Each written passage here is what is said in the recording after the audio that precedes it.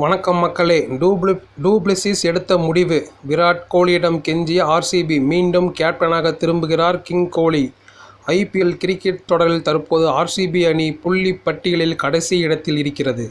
இதுவரை விளையாடிய 8 போட்டிகளில் அவர்கள் 7 போட்டிகளில் தோல்வியை தழுவிவிட்டார்கள்.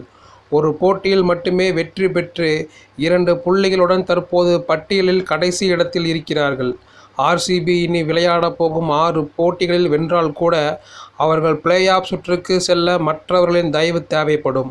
இதனால் ஆர்சிபி தொடரிலிருந்து வெளியேறுவது உறுதியாகிவிட்டது. இந்த நிலையில் ஆர்சிபி அணி தொடர்ந்து பேட்டிங், பந்துவீச்சு என இரண்டிலுமே தடுமாறி வருகிறது.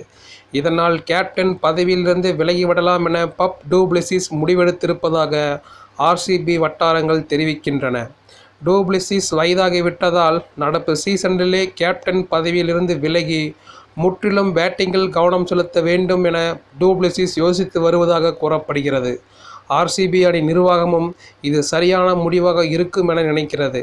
இந்த நிலையில் புதிய கேப்டனாக மீண்டும் விராட் கோலி வர வேண்டும் என ஆர்சிபி நிர்வாகம் நினைக்கிறது. ஆர்சிபி அணியின் செயல்பாடு காரணமாக அந்த அணியின் மீதான எதிர்பார்ப்பு மங்கியிருக்கிறது. இதனால் வியாபார நோக்கிலும் மீண்டும் ஆர்சிபி அணி வெற்றி பெற வேண்டும் என்பதாலும் விராட் கோலி கேப்டன் பதவிக்கு வர வேண்டும் என ஆர்சிபி நிர்வாகம் முடிவெடுத்திருக்கிறது. இது தொடர்பாக விராட் கோலியிடம் ஆர்சிபி நிர்வாகிகள் பேசியிருக்கிறார்கள். ஆனால் இதற்கு விராட் கோலி ஒப்புதல் வழங்கவில்லை. தான் இனி கேப்டனாக இருக்கப் போவதில்லை என்றும் தமக்கு பதில் வேறொரு இளம் வீரரை தேர்ந்தெடுத்து அவரை கேப்டனாக வளர்க்க முயற்சி எடுங்கள் என்றும் விராட் கோலி கூறியிருக்கிறார்.